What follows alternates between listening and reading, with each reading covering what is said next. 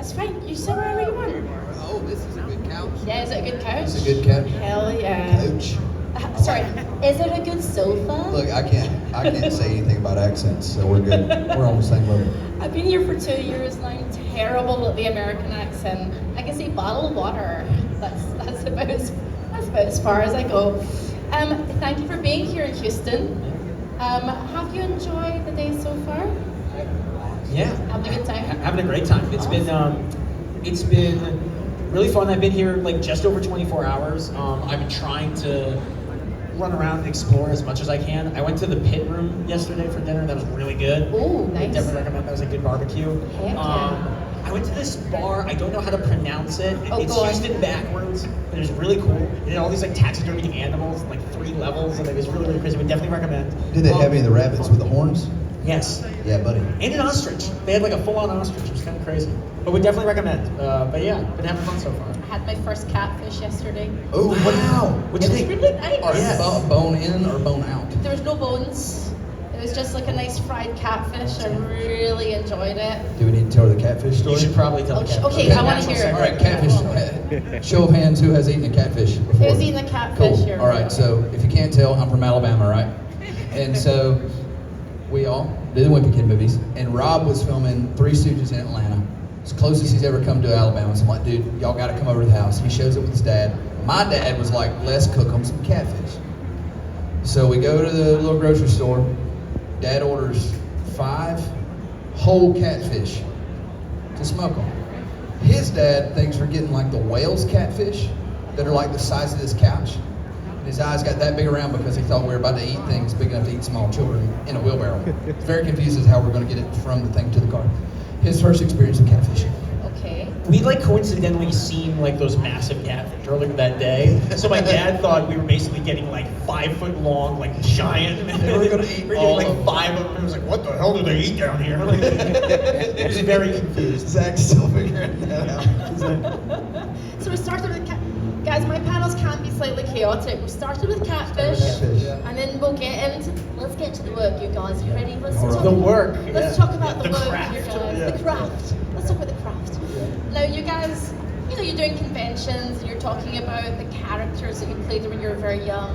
Does it feel, I don't know, strange, good to talk about these characters that you played when you were like young boys? Does it feel weird or?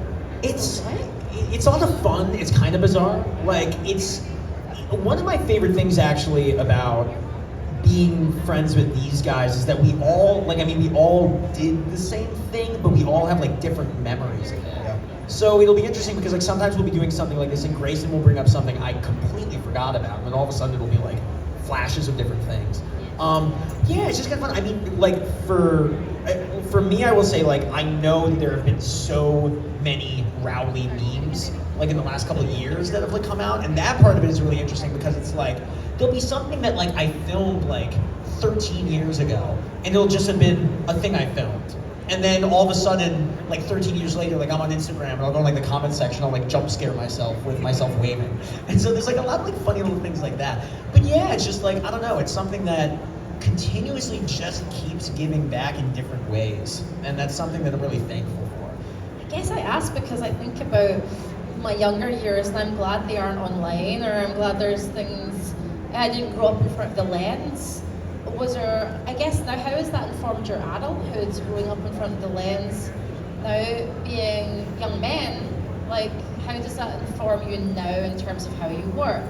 Well, You are the world. it certainly makes you more conscious of everything that's going on around you. Absolutely. For sure. And that's really kind of a saving grace as a kid, kind of having that to some extent. Certainly now where everything's video.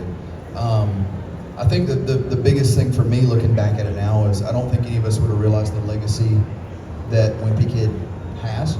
The coolest thing that has happened here recently, me and Zach were doing a TV show called Blue Ridge in Charlotte, and we were invited to come see Wimpy Kid the musical. And so we're sitting there as 27-year-olds watching a musical that are, was put on by kids who are around the same age we were when we filmed it. But their portrayal of the characters was note for note based on our interpretation of a cartoon as a 10-year-old. So it was really... How did that that feel Yeah, watching it was made me really gracious to know that we did a good enough job as children, that it's respected enough that 15 years later, our performances is the baseline for how they do them now. You know what's crazy about that is that just means that I think as I'm getting older, I'm realizing the value of time. And before everyone goes, whoa, don't get too philosophical here. I don't have a lot of time these days. I'm traveling a lot, thankfully doing what I love to do. But the fact that these kids, and the musicals all over the US, I mean, they're having them everywhere. And it's just like a testament to the fact that it's not even about the movie. It started with the books, then it became about the movies, and now it's transcending all of it. I mean, the fact that families are now going to watch a new medium for the films is shocking me. And these kids, they spend so much time, like you were saying, like copying what we did. And like, they genuinely, the smiles on their faces, like it was an afternoon for us to just drop by and say hello. But to them, they'd studied the films, they'd watched them, they'd grown up with the characters, and then now this was their chance. Like it was a big deal for them, and it was so humbling to be there and go, wow. So even though a lot of the time I feel, as we all are just normal people here, you know, my mom still tells me to fold my clothes or do this or do my chores when I see her. But like, we were all a part of something that genuinely has made an impact in people's lives and still makes an impact. And I like to think we're just like cogs in a wheel. You know, we were a small part of it, but like, I think as I'm getting older, I'm just realizing that it's just not about me and it's not about us, and it's like such a gift. And so it's really just our responsibility to wear it with pride, hopefully, even though I think when we were younger, getting called Fregley or the Wimpy Kid or Rowley it could have been considered bullying at times, but 100% it didn't help with dating. I mean, it helped with dating, but then it didn't. It did the exact opposite. It's like, oh, you're going out with the Wimpy Kid? Yeah, I should probably get rid of that guy. But that being said, I think I can speep for all of us here. Look at him now. Yeah, I know. We're gonna chill out on that. Love you, brother. But I think more importantly, look at the friendships that we've fostered over the last decade. Like, that's the greatest gift, and more people are making more relationships with the characters and the films. So, and thank you all for being here. Absolutely, thank you. Where does that leave you guys now? And you're all in your late 20s now, as creative people. Like, are there things you want to, I don't know, launch into now and try now that are completely different, for example, like projects and things?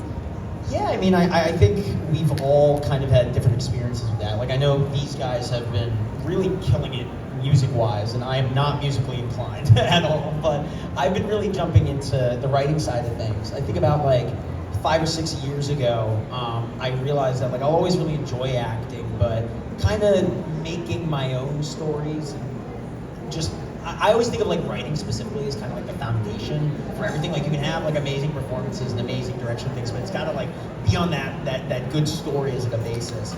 And I just kind of really got into that like 5 or 6 years ago, and I've been doing that ever since. Like, I worked on a Muppet Show a while ago. Like, I helped out on that. I've been writing a bunch of different like feature and TV stuff. I've got a film I wrote that we're going to be filming end of summer next year, ideally. Like, it seems like it's on track for that, so I'm excited about that. And yeah, like it is just funny because like sometimes some of the stuff I've been working on could not be more like different from Wimpy Kid. Like yeah, that feature and everything. It's just kind of funny to explore all that. But yeah, like I don't know. It gave us like a total basis. Getting involved with things as early as we did is just such.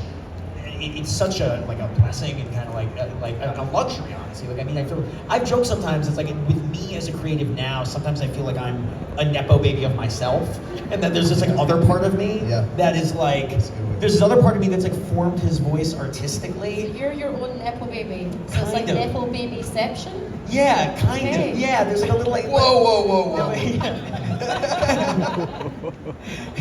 but like, you know what I mean? Like, it's kind of like, it's weird. Like I don't know. Like, I mean, I definitely was like, I guess what I'm trying to say is like, I definitely, as like a kid actor, was working, and we were all working on set. But there is this kind of thing. Like, I often think of it as, at least for me, in my perspective, I feel like a lot of it in the early times was like I was just really good at taking direction.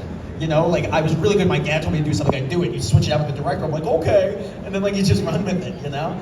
And so I think, if anything, kind of like what we're all talking about with time and stuff, as I've gotten older, I've just become a lot more conscious of all the steps it takes to get to certain places and all those different things. How lucky I was to be given the opportunity to be there very early. So, and because of that early go around with things, like, what do I do from here? How can I use that knowledge and that time? Like I've been doing a marathon since I was like 8 or 10, you know? And so it's kind of, I don't know. You unlock different things that way. It's different perspectives. I get pretty philosophical. A Wimpy Kid band. Time has been mentioned a lot. You guys are young men.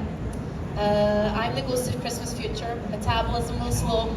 Knees will crumble. So, like, And your hair is going to fall out. yeah, yes, and all of that. Yeah, enjoy it. Anyway, yes, go. Well, no, I was just going to say that the fact that we're all sitting here is pretty surreal to me. I think Grayson and I, for those of you who may or may not know, we're both musicians, and thanks, Rob, for the shout out. But I never thought that he and I would be making music together, performing together. I mean, he got me to perform a couple of years ago in Tennessee, and then a couple of months ago, I would say we sold out that. It was like 400 people. No, 750 cap. 750 cap. It was crazy. Like, it was crazy. I opened up for the Goo Goo Dolls last month and Colby Calais, and then I announced my first headline show in London next month. So, and then we're playing here tomorrow. So I got this guy out here. So if you're here tomorrow, it would mean a lot. And sing along to the songs if you know. But What time are you playing? Like, promote it as much as you want. I think it starts at 7, but I don't know when we're going on, but we'll be there at 7. So Excellent. yeah, but it's just like crazy to me that, I mean, we're all still. My next trick. Get mad at it. Yeah. Hey. Feels good to act again. But yeah, I mean, Grayson and I worked on a TV show a couple of months ago. I do a lot of voiceover. I'm in a video game called Genshin Impact. Woo! Oh heck yeah! And then I'm the voice of Nightwing in a Nickelodeon show. And so yeah, pretty cool. I want to play him in the live action movie. So James Gunn is in a costume here. James, calling James Gunn anyone? Hey, James. Gunn, hi. Nightwing's over here. Hi. Anyway, Grayson, I'll let you take. What are you up to? I mean, you spoke for a lot of it. I've been really blessed. I started doing music when I was 5. I started touring with my folks, and so that's always been a big part of it. But to be able to do that with Zach now, and then also work with him again on set was crazy. That show right now is on Amazon. It's called Blue Ridge, the series, and then season 2 will probably be out next year. So that'll be where me and Zach are working together for the first time in 15 years. But like I said, we do a lot of music together. If you'd follow us on Spotify or Instagram, all of it, we'd really appreciate it. But that's just one of the kind of offshoots, endeavors outside of acting. Heck yeah, I love it. Keeping creative. Okay, we've got time for a couple of fan questions. Let's go. Put your wee hands up and I'll come and get you. Got one. We got a wee hand. No, we have two. We got a wee hand to the front. We got a 2 wee hands. We got a 3 wee hands. We got a 3 wee hands. I'm traveling. Wait, I can't see. Where are the hands? Oh, here. Like, oh, I'm so sorry. Thank you so much. Hello, my love. What's your name and question? I'm Monique, and I grew up reading the Diary of a Wimpy Kid books. I had almost all of them. So whenever I saw the movies, I was so excited that you guys were going to come here and everything. But I wanted to ask, what's your favorite meme of yourself that you've seen on the internet? And also, Zach, do you like the meme of the door? Have you seen it, and do you like it? Oh, I've seen it. I get it every day of my life. I can't talk about my favorite one, but it's pretty good. It's pretty good.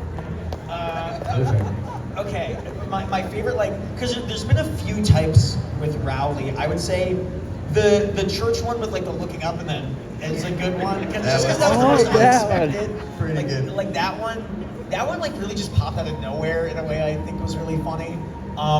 My favorite like individual one I think I've ever seen is one where Greg's dad Frank is walking over and goes, "Hey Rowley," and he hits him in the stomach with a newspaper. And someone edited it so that he hits me in the stomach with a newspaper and my ribs just like instantly shatter. And I'm standing there like crying. And he's just like, "Okay," and walks away. Have you ever thought of that? It's so funny. I get such a kick out of it. There's also one I can never post, but I can never post this, but I think it's so funny.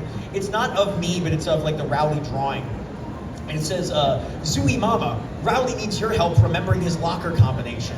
It says, "Step 1, put in the 16 crazy digits on your mom's credit card."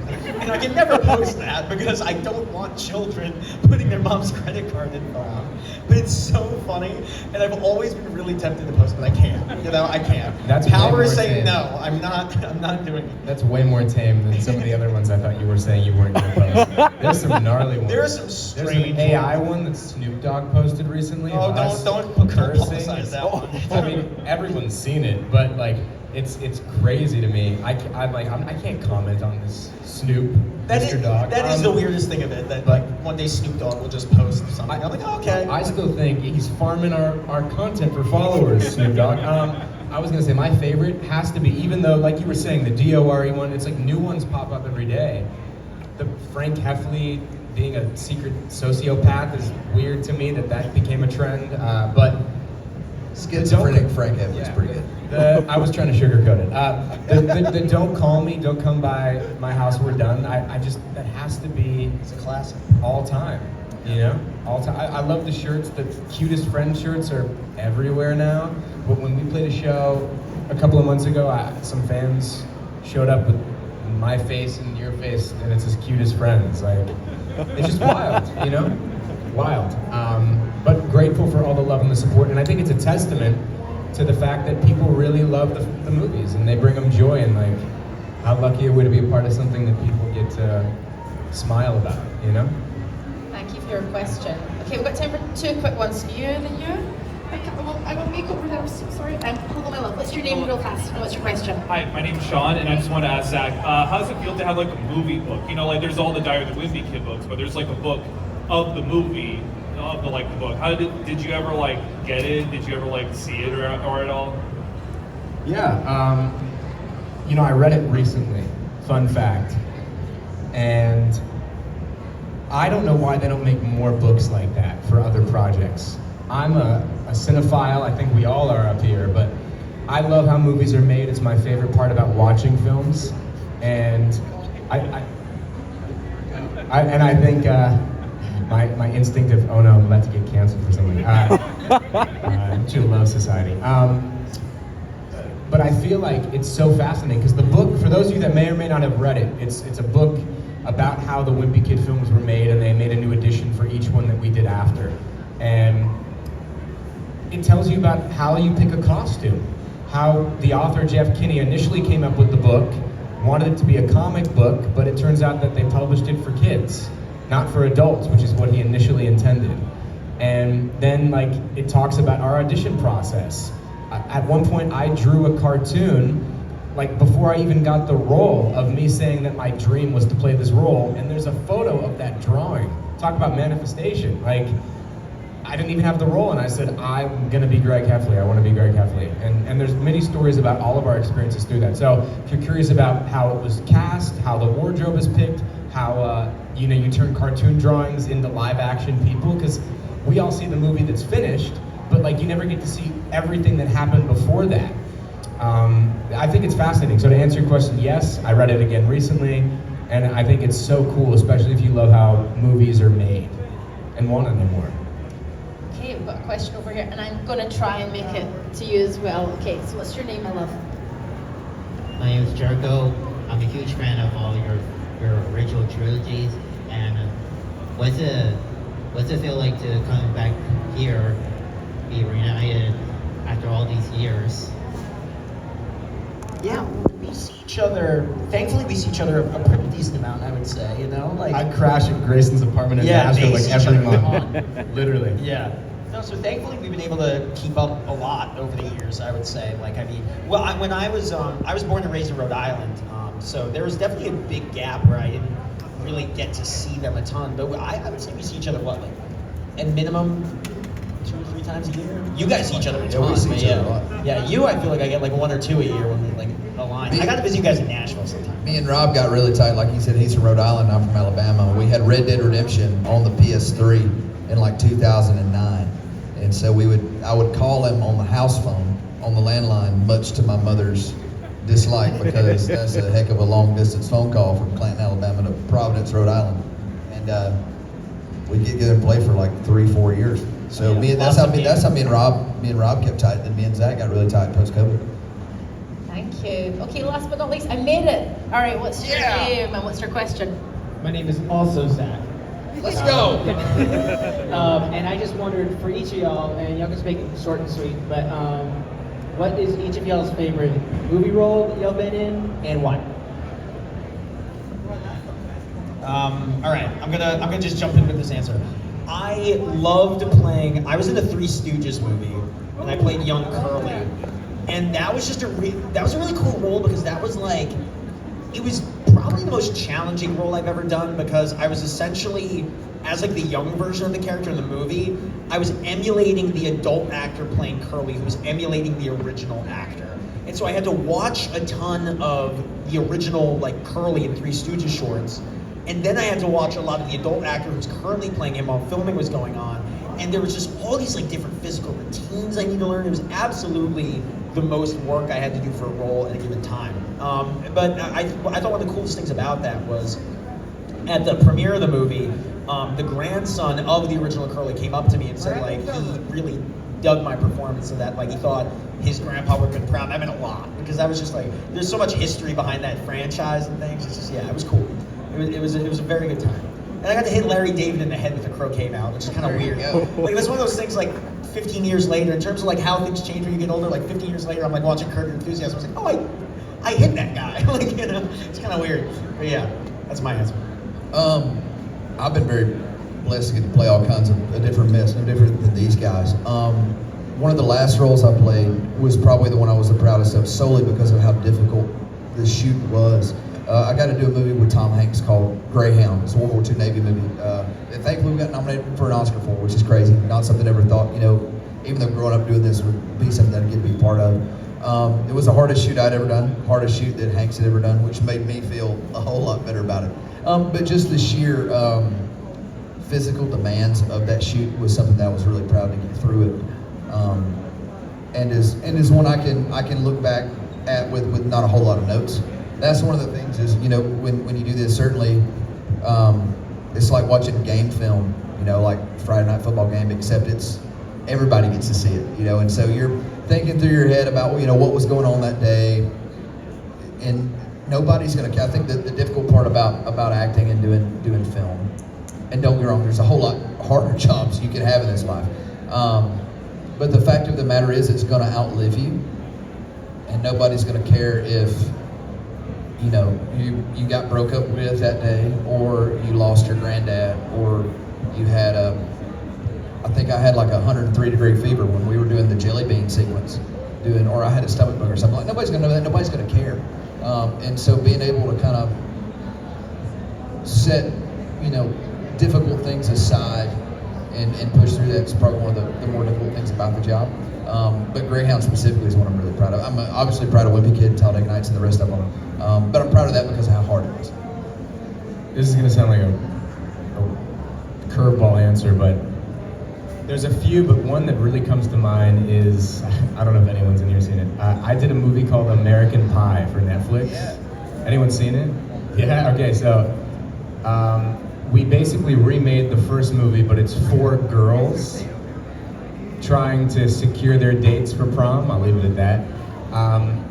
And it was so fun to film that movie because we had like, it was scary because a lot of us have gone on to really have great careers and do incredible things. I'm really proud of that cast. But